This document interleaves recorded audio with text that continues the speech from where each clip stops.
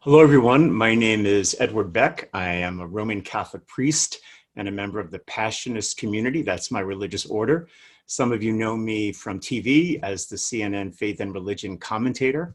And actually, CNN is the place that I met the wonderful woman that I'm going to be speaking to today. Many of you know her. Her name is Michaela Pereira. Michaela is a journalist and a broadcaster and anchor for television. Some of you remember her from KTLA, many years on that local station. And then she began the morning show on CNN New Day as a co-anchor. I don't remember how many years ago now. She'll have to tell us that. And then moved on to her own show on HLN. And I'm really happy to be able to call her a friend and to welcome her to this time together. So Michaela, great to be with you. It is so good to be with you, my dear. How are you? I'm doing well, and I can't remember what year was that New Day began at CNN.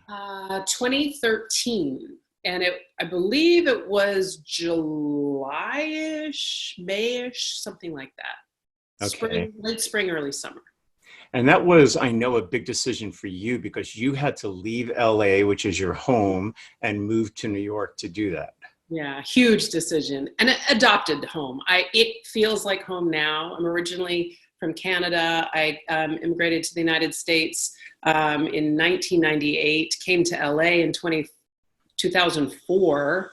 But I had been at KTLA for a really long time. I think I was there 9 years. Wow. And I had been sort of nosing around to figure out what the next step was going to be for me. I wasn't ready for that to be like home and that's it. I knew I wanted to do more. Well, be careful for what you wish. Right. Jeff Zucker came knocking and asked me to be part of the morning show. So at 43 years of age, I picked up and moved across the country. I moved east, a place I had never been for more than 4 days in my life. Wow, that's really amazing. And again, as I mentioned, because I was on contributing for something to that morning show, and that's the first time I met you.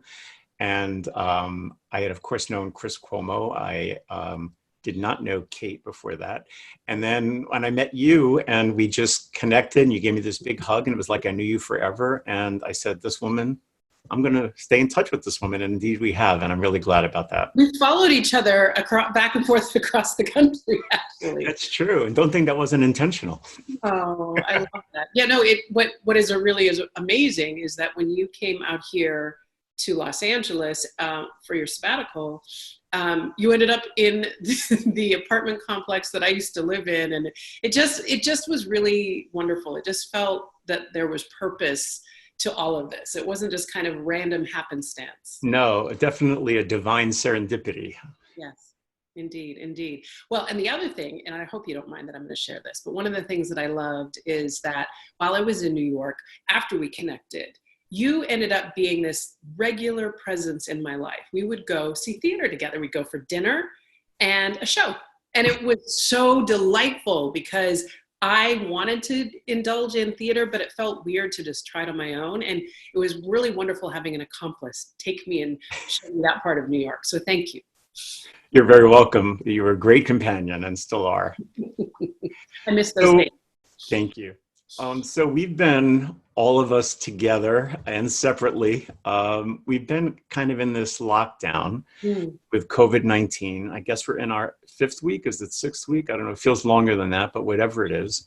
Okay. And I'm wondering, since this is a common experience to everyone, I think it would be helpful. Can you kind of share what's been the most difficult part of this for you, this whole period? There's been such an adjustment to how I live my life, right? I'm right now I'm between gigs and working on projects of what I want to do next, right? So that's sort of my backdrop, and it has been for the last year. So I joke with my friends that in a way I've been socially distancing for a bit, but I got to control it. I could decide, oh, I'm going to run out to the grocery store, and then I'm going to run to Target, and I'll stop at the dry cleaner. Oh, and then if I run into a friend, maybe we'll grab a coffee. You could just bump around, right? And do what you like when you like. Now our movements are so much more restricted by necessity, and I'm happy to do it. But it does feel very odd not to just be able to even go to my regular exercise classes at the gym. I'm a very social person. As you mentioned, I'm also a hugger. Hugging is kind of like breath to me. I do it naturally, and it's very much a part of who I am. It's how I connect with people and how I show affection to the people I love. And it has, I'm a bit bereft, to be honest, without that connection. And so I have to do a tremendous amount of self-care to make sure that I am well. You know what I mean? We are being tested now and every day is a bit different. Every moment's a bit different. Every person's experience is a bit different, but it has tested me for sure. So would you say that there have been benefits at all to it, or blessing? In everything we seem to find some hidden, wow, even though I don't want to be doing this, I didn't realize this, or I discovered this. Like, well, what's been the positive plus side to it? There have been a ton. First of all, I got very philosophical about this very quickly because, I think it felt like the big bad boogeyman out there that we couldn't see that was really terrifying, right? Really, really terrifying, especially for those of us in America and even more further out on the West Coast, because we saw it coming. And when we don't know, when something's unfamiliar to us, it's absolutely terrifying. Add to that this virus is scary because it will kill. So in that, my natural instinct would have been to just like hair on fire, freak out, right? Like freak out. I didn't. I kept calm. I planned. I was able to get supplies, not hoarding. I got myself supplied with the things that I need to stay home. I had a terrible bout of pneumonia last late winter, just before Christmas. It really shook me, Edward. It really, really shook me. I knew I don't want to go there again. And it sounds like this is even worse than what I had. And what I had, I wouldn't wish on anyone. Yeah. I got philosophical very quickly in it all and realized like this is a gift for all of us. We're being all forced to get really quiet, to turn inward, to turn to our faith, to renew our faith, to ask questions about our purpose, to reconnect with people, like connect with the things that matter, right? Our health, our well-being, the people we love, what we can help, other people do, taking care of our neighbors, taking care of others by staying home. I was really moved by the fact that we were being given this opportunity together. It's one thing if a person decides to kind of check out and just have a little moment of respite, but we all collectively were being kind of forced to go to our corners and just be for a while. And I think that's a tremendous gift. And it's been so interesting, hasn't it, that the pause has been good for the earth too, for the ecology. I mean, it's come to life in ways that people said it hasn't for so long. I went for a socially distant walk with a couple of girlfriends the other day. We took up a street going this way. I walked on one sidewalk, she walked in the other, and the other one walked in the middle of the road. We were in a residential area, so we had to kind of shout across to each other. But we were all noticing birds like crazy. I know there's lots of birds in Los Angeles, and I see them all the time, and I hear them. They wake me up in the morning. But this was a lot more. I found myself even, maybe because I'm indoors most of the time, but my senses were sensing the smell around us, the aroma of the plants, the aroma of maybe some blossoms in the air, the greenery, the foliage. I don't know if that's this person's awareness or if it actually is nature kind of reclaiming some of her space. I don't know. Well, when you can see dolphins in Venice in the canals, and you can see the fish actually now, that that's cleaning up, and the skies over China, they say, have never been as clear. So I really do think that on the backside of this, I mean, we're going to see that what we have done to the environment right now, and it's in a sense reclaiming itself during this time. Maybe we can at least keep some of those lessons. That's one thing that wasn't lost on me. I remember saying to a friend, and it's not to oversimplify it, and it's not to also, by the way, it is not meant at all to minimize the absolute suffering and loss and pain and death that has happened because of this virus. But I mentioned to a friend, you know, and I won't get political because you and I love to talk about issues and not necessarily politics. And that's one of the things I appreciate about you. But, you know, we have been very hard on our earth. We have not been good stewards of her. And frankly, you know, people trying to deny climate change is happening and greenhouse gases are getting worse and that we're, you know, using up all of our natural resources. It's almost as if the earth was like, oh, really? Oh, you're going to ignore me? Okay, then you just hang tight. Let me show you what I'm going to do. I'm going to put you all in your corners so that we can just breathe because you're not letting me, you know? Interesting. That's a really interesting perspective. And I think it's a correct one. You mentioned that you were kind of in a pause career-wise, professionally during this time, and you were contemplating what your next move was. And so then really, as you were coming out of that pause and wanting to make some, I know, movement and decisions on that, this happens.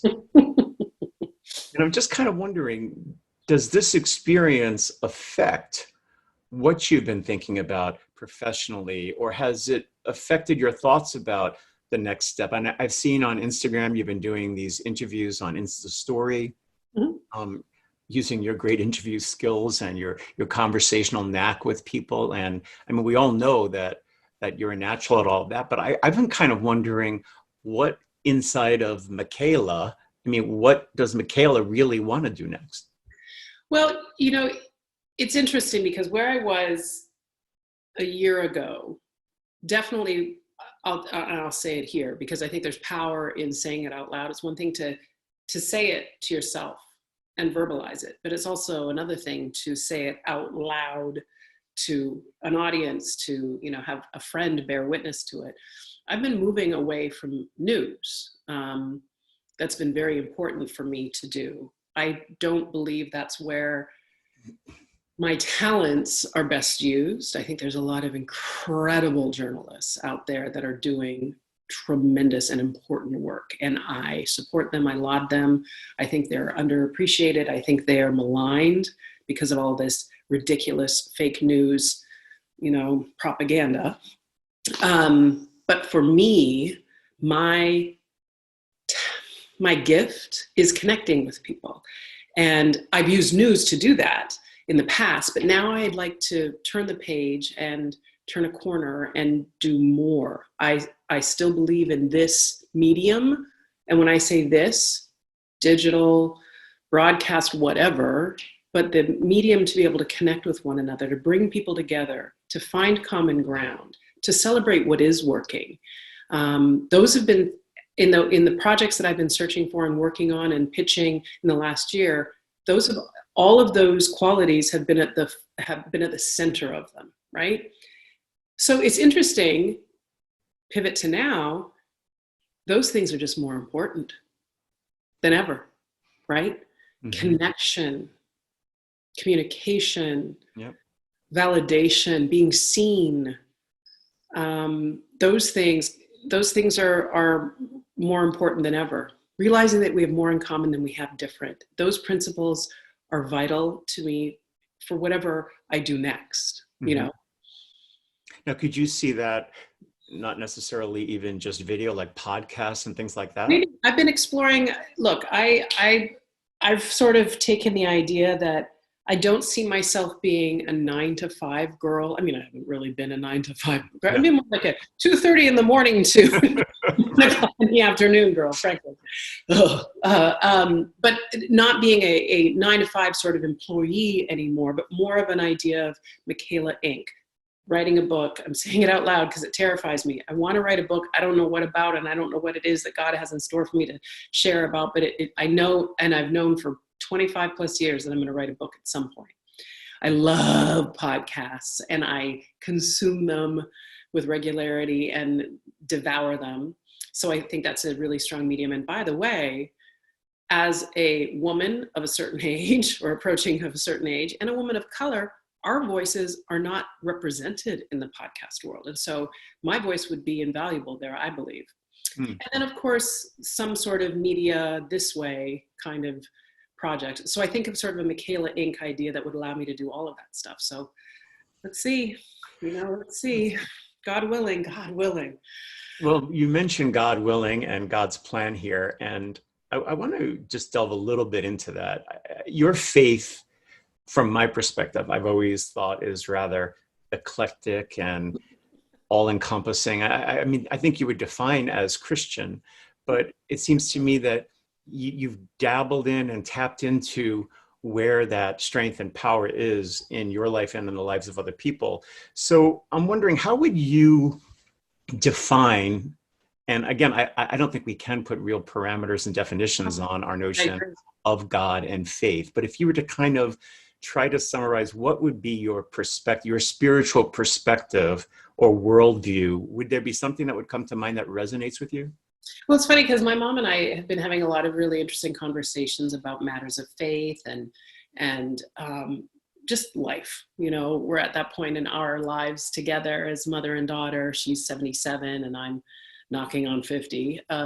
And so we've been having these conversations, and she'll say often that, something that she knows, as, she was saying, for example, that she can't understand how people would see a city and think that's home to me, because she grew up on a farm.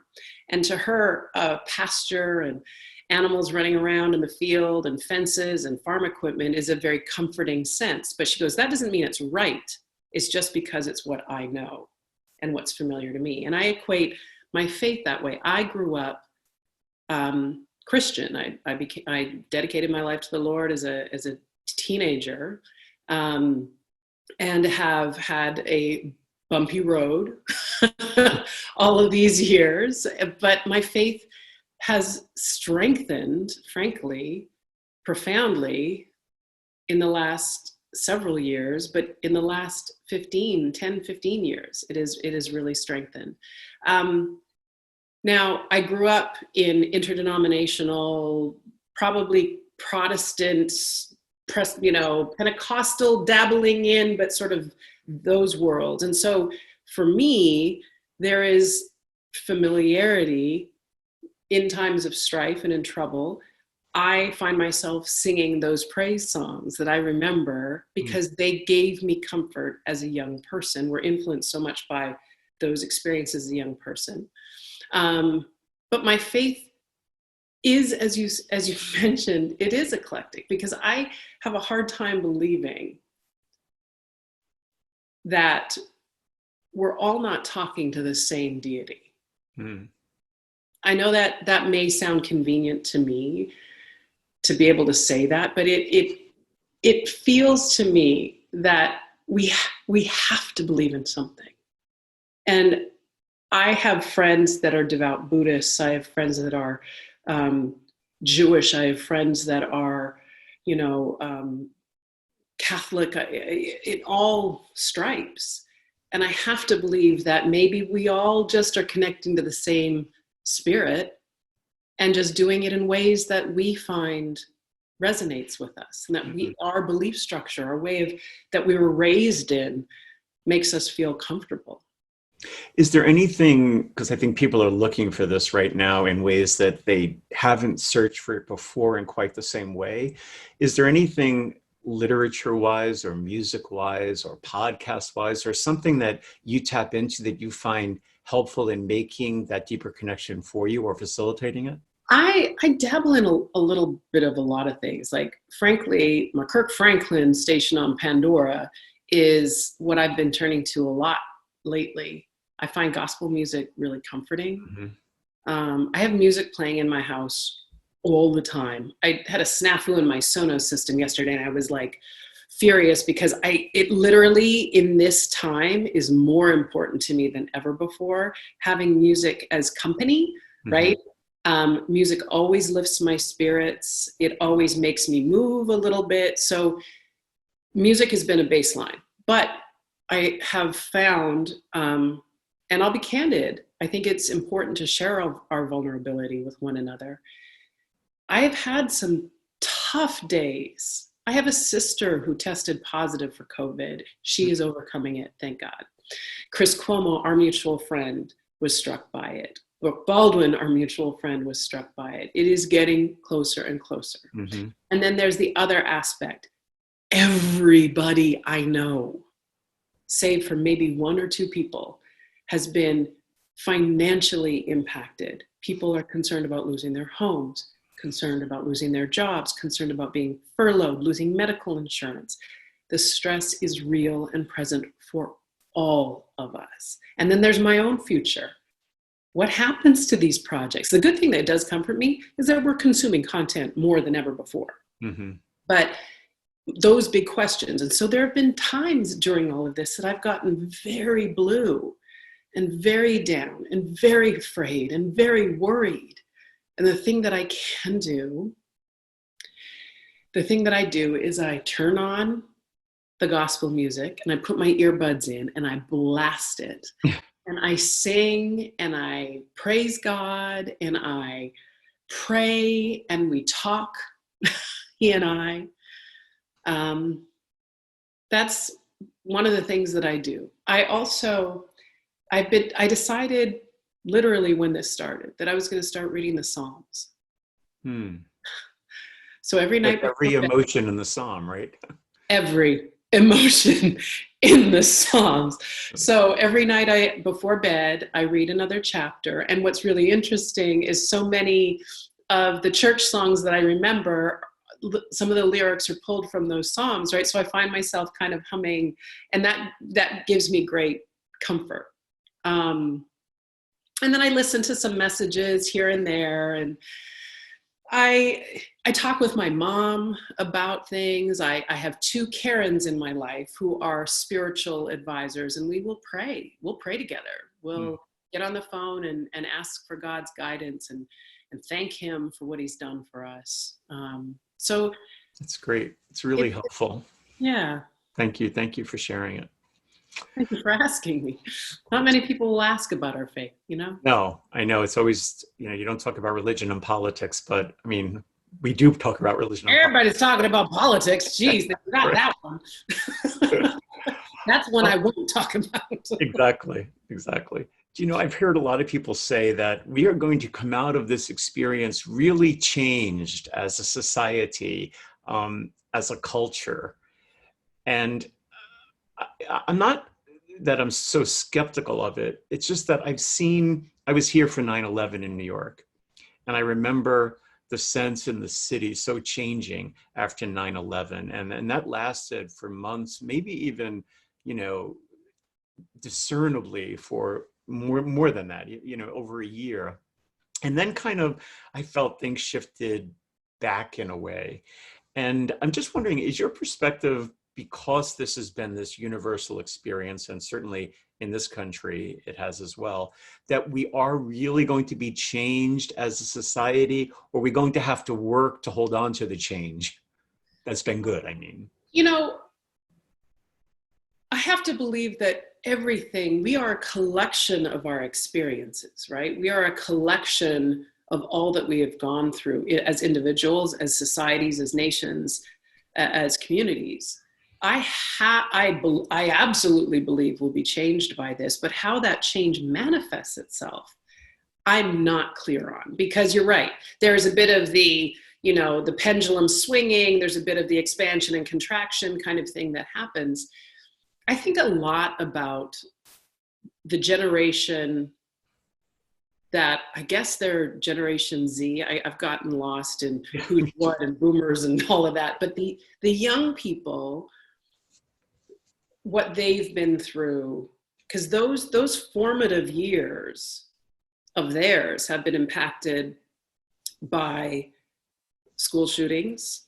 They've been impacted by terrible forest fires. They've been impacted by the Trump presidency. And now they've been impacted by this global pandemic. And imagine if that is happening in those important formative years. right? We talk a lot about probably our grandparents that were children of the war, right? The greatest generation, and how they were ever impacted by that. Like my grandmother saved everything, saran wrap, she saved twist ties, jars, boxes, tissue paper. Why is your granddaughter the same person? I do that, and I was not I was raised by people like that, but I inherited that trait weirdly. But I still think that these kids, and I don't know what that looks like. I don't know what that looks like.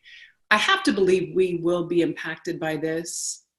Well, we are impacted, and I believe we will change, but I just, in a way, this has taught me that all bets are off. Like, we just have to see, Yep. right? My hope is that we will, our better selves, that's my prayer and my hope, that our better selves will be what stays. And the things that we are missing that we took for granted, like the hugs you talked about, or just being able to walk closely with a friend, and those very simple things, I mean, to have a deeper appreciation for them, I think, you know, I hope that that lasts. Well, and look, it's not lost on me either that I'm reluctant to say it, but I'll say it. Excess has become just, everything is extra and bigger and too much, and, you know, and we're having to pare back. Even just think about the amount of food that we have in our refrigerators. We can only go to the grocery stores periodically or have groceries delivered. Supplies have been limited. The great toilet paper debate of 2019, et cetera. Not to make light of it, but, you know, come on, let's be honest. So in a way, our appetites are being pared back. Even think about meals. You can't just sit and gorge something down, because when you're out of it, you might be out of it. Like, it's interesting how maybe we might begin to simplify things a little bit. That's my hope too. Yeah, yeah. Now, as someone who's worked in the media for so long, the media obviously has covered this extensively, and I've heard criticism, and I've heard praise, and I've heard everything in between. Now, I know that when does that ever happen? Now, I know these days you are not consuming a lot of news, as you said. I put myself on a very strict news diet, yes. Right. But obviously some of that has filtered in on how it's covered or how it's not covered. And do you think, having been there, like, I think sometimes the critique is that the media gets hold of something that they know is important and rates, and they kill it to death until that's over and then go on to the next thing. So that's the critique that I've heard. And the other is, look, we're being well informed. We need to be well informed. We have, you know, newscasts every day. We have press conferences every day. So is your sense that the media has been doing a good job of this, or do you think it is going to wait now till the next big thing and then we move past it? I know that's an unfair and tough question. No, it's okay, but I mean, it's a big question. Look, I think it's kind of one of the things that I get frustrated with, and this is not leveled at you. It is a frustration about the media in general, right? That people just sort of brush the whole media landscape that covers newspapers, magazines, radio, podcasts, TV, cable, local news, national news, cable news, like all of it with the same brush. Right. That's not fair. Right. Right? That's just not fair. Now, to that end, I think I have seen things that have been far too breathless and have been,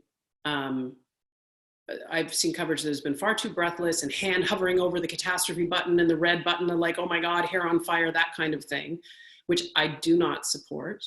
But then I've also seen just really poignant, thoughtful, powerful, frankly, people sharing, like Chris, sharing what it's been like to go through Corona, I think has incredible impact. I also worry that he should have just been laying down and fighting his fever.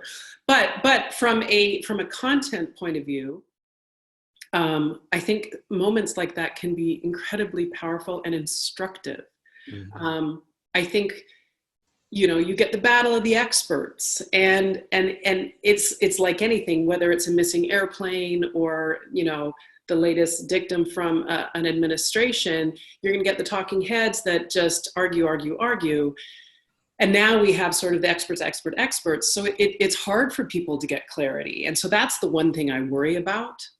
For me, I tend to go to the scientists, right? I'll watch briefings periodically for example, when they decided that restaurants and bars would be closed in Los Angeles, I wanted to make sure I understood what they were saying. So I heard it on the news, and then I went to the city website. When they made the decision that everybody in LA needed to wear a mask or a face covering in public, I saw it on the news and I went to the website to get a clear understanding of it. I visit the WHO, the World Health Organization website. I visit the CDC for their recommendations to follow that information, because I want to go straight to the source. Anybody that's telling us how long this is going to last it's a guessing game at this point, unless you're a scientist and have absolute proof.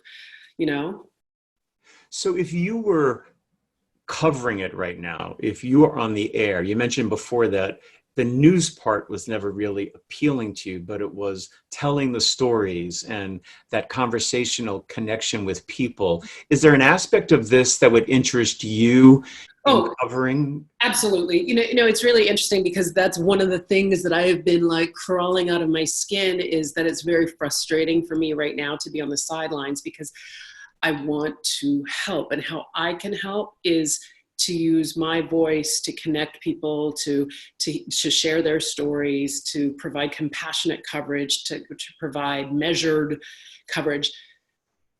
I know for a fact that I could be telling some of the stories of people's recovery rate, because that's one of the things that we tend to overlook, right? We tend to glom on to how many people are dying. But please do yourself a favor, folks at home. Also look at the amount of people that are recovering, because that will help you. It's not to be Pollyanna, but it's important to see the number of people that are recovering, because they are among us and they are recovering.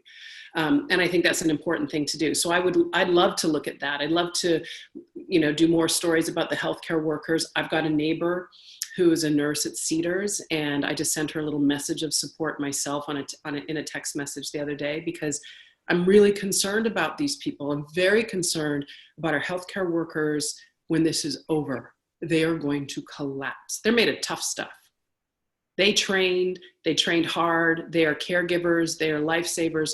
These people are the realest of deals, but I'm worried about them burning out down the line. I really am. And I think those, connecting people, common ground, success stories. I mean, there's lots of stories that I would dig into, talking to people about their individual experiences, how we can take care of each other collectively, Well, every opinion that I hear is that this is going to be with us for years.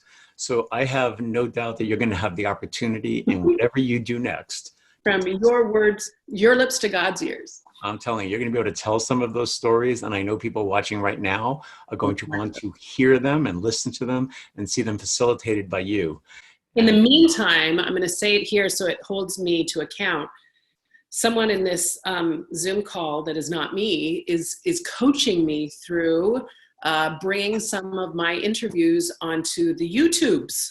So stay tuned for that. If we can get Knucklehead here to get tech savvy enough to manage that on our own. You will get there, and then more people will get to see even more what you're doing now in this interim period. But I really want to thank you, Michaela, for certainly first for your friendship and your love and support, but for joining me today to have this conversation. And I look forward to when I do get back to LA in a month or so, and we can take one of those walks without being socially distant, and we can catch up in person. But this has been the next best thing for me right now. And amen to that. I cannot wait for that day. You stay well. And to all of you at home, remember that we're made of strong stuff and we can do this together. We really can. Thanks, Michaela. Thanks to all of you. God bless.